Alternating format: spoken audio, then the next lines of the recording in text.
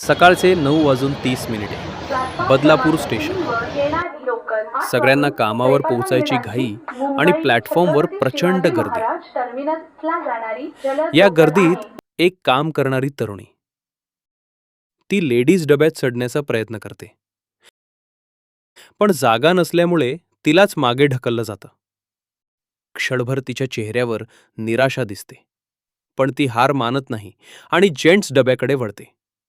गर्दी तिथंही असते, पण काही अनोळखी लोक तिला जागा देतात. एक माणूस उठतो आणि तिला आपली जागा देतो, कारण त्या क्षणी तिला थोडा आधार मिळतो.